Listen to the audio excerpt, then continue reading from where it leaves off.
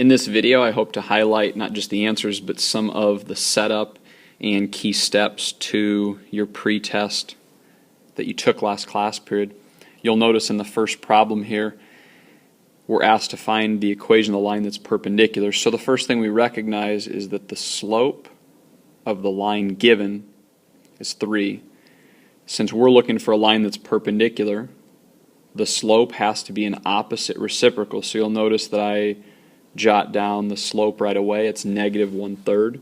Once I've got the slope, all I need to do is create the equation for my line. It's got to have this slope, and it has to pass through this point. Below, I've actually got a couple different ways to write this. Over here on the left, I'm using slope-intercept form, which in my experience is probably the most familiar form for students. The y equals mx plus b setup, so to speak. You'll notice that I use the slope from earlier, and then I just simply need to plug in the point that my line must pass through. The rest of the details are highlighted here below, and you'll notice how I solve for b. If you are more familiar with point-slope form, you'll notice I've done the same thing. But in this case, I use what appears to be a slightly different form. The slope doesn't change, and the point doesn't change. The setup does.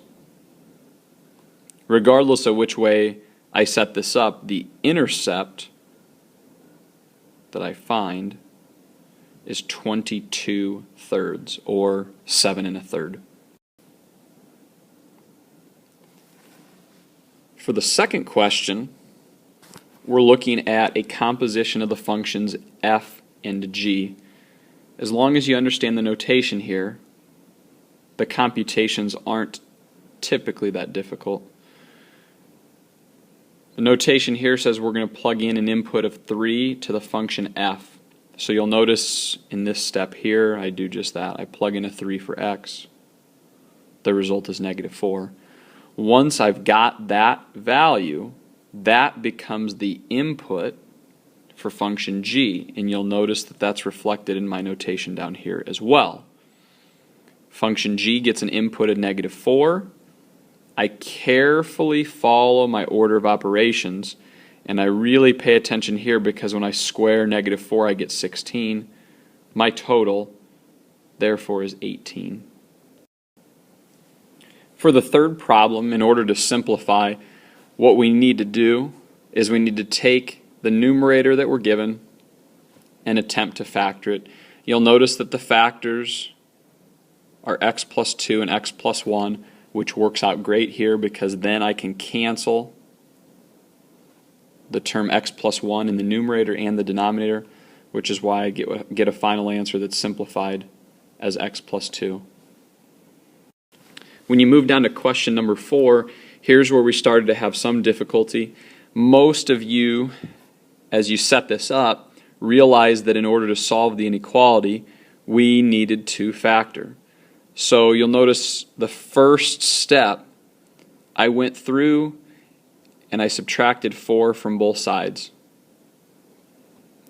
And it just so happens that this factors, and these are my factors.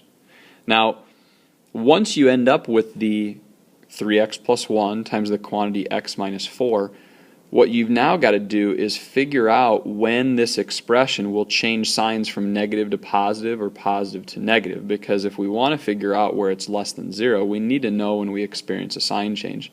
What I typically do in a problem like this is I create a number line for myself, and then that number line gives me a way to check when my expression will change signs. From here, I just test a couple values. I chose to start with a 0 because I thought that would be the easiest value to plug into the above expression. When I plug in a 0, I get a positive 1 and a -4. And so the product of those two numbers is going to give me a negative result. So for me, I denote that with a negative sign between the -1/3 and the 4, which are my roots, which are my zeros from the factors above. then it's just a matter of picking out two other values which are not in this interval. I chose a 5. Here I chose a -10. As long as I can compute the sign of this expression, I'll be able to determine whether it is less than or greater than 0. My final answer and the number line suggest that the only time I'll have a solution for this inequality is when I have an x value that is between -1/3 and +4. Notice that I am not using brackets here though, because 4 and -1/3 are not solutions to my inequality. So I'm not putting brackets there. I'm simply leaving the parentheses. Kind of an important distinction. The last question on the first page has to do with an equation of a line. Once again, it's kind of similar to number 1, but there are a few details that make this one unique. The first thing that I've got to do if I've got to come up with the equation of a line is I've got to figure out my slope. So all I'm doing here is using the slope formula. Should be a very familiar formula. Every once in a while I still see guys that make mistakes, so be careful. Make sure that your x coordinates are in the denominator and your y coordinates are in the numerator. You'll notice that I get a slope of 5/2. Once I've got the slope, it simply becomes an algebra question. I decided to use slope-intercept form, the y equals mx plus b format. And once I've got it set up that way, I simply decide on one of the coordinates or one of the sets of points that I'd like to use. I just simply decided to use 5, 6, and so you'll notice that I'm taking those values and I'm plugging them in for x and y so that I can find the intercept in my equation.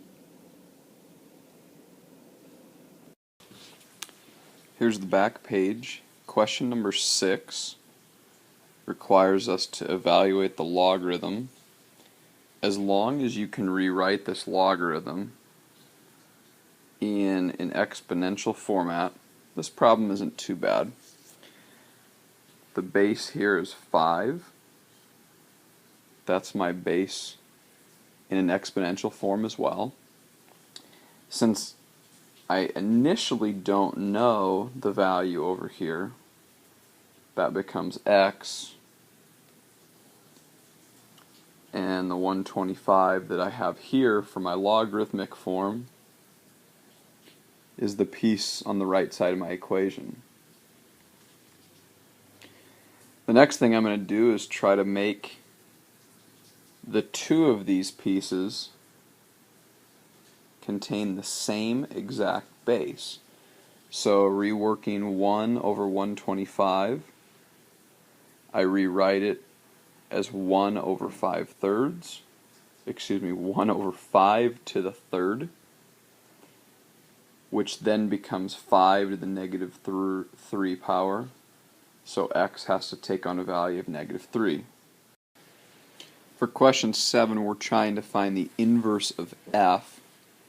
The inverse, by definition, is simply taking the inputs and the outputs and swapping them.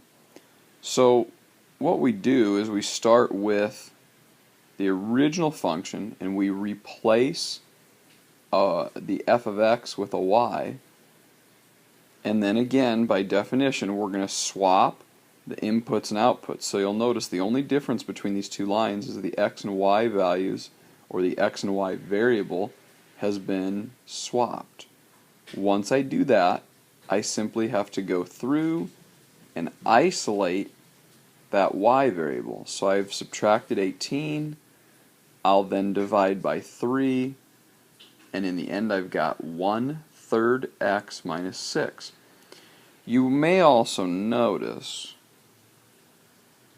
that I've decided to check my work over here on the right hand side, Now this may look a little bit strange, but what I'm doing to check my work is I'm ensuring that the composition of f and its inverse gives me x.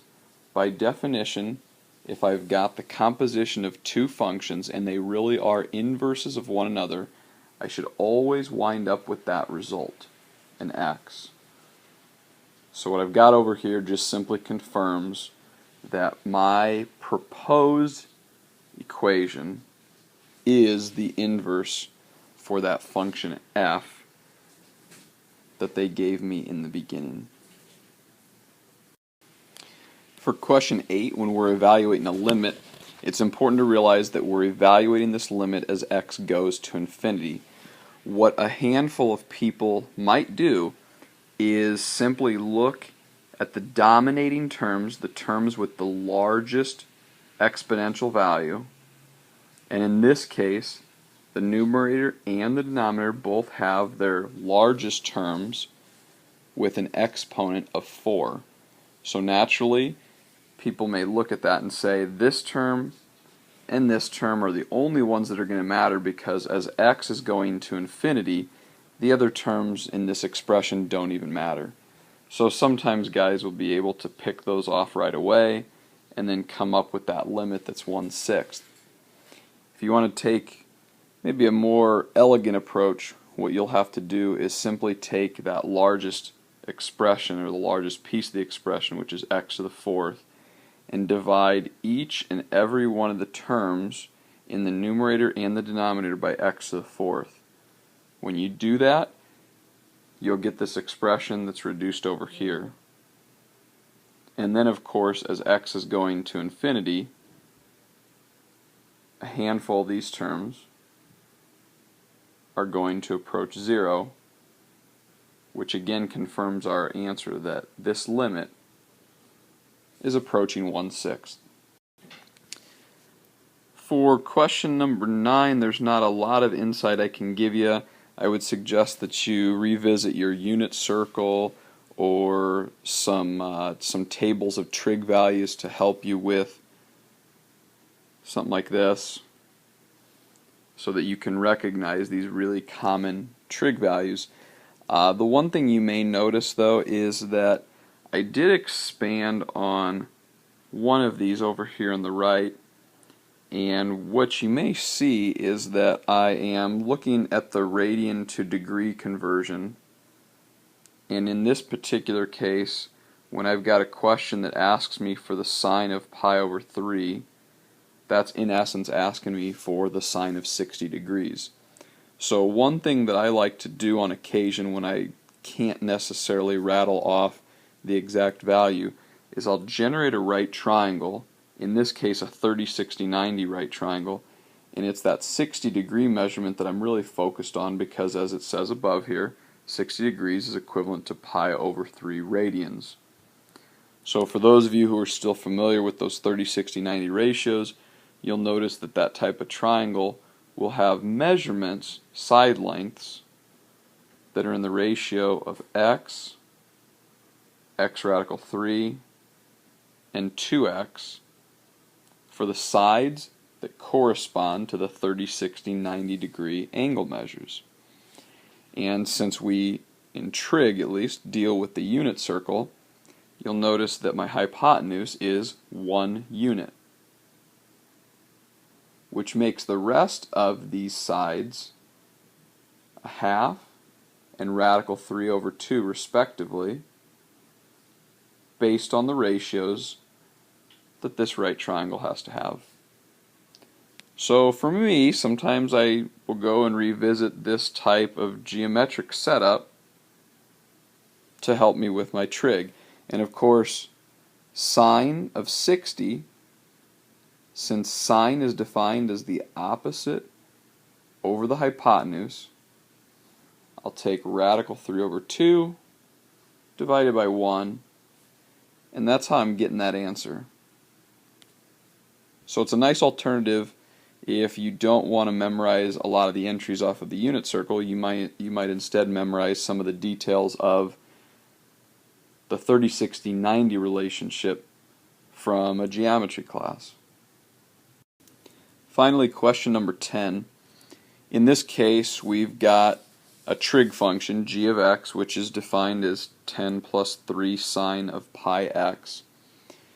A handful of you did exactly what I did. You noticed that since this is a trig function, that value, that coefficient that's right in front of my trig part of the function, is defined as my amplitude. So the amplitude's 3. For those of you who might be a little bit rusty, here is the general form of a trig function. And this is something we'll review really thoroughly in class. But that value, or that coefficient that I've labeled as A, is by definition my amplitude. If you're curious, this value here, which I've labeled as B, is going to control the period or the cycle length of the trig function. And then the value C here is going to determine a shift, if a shift exists.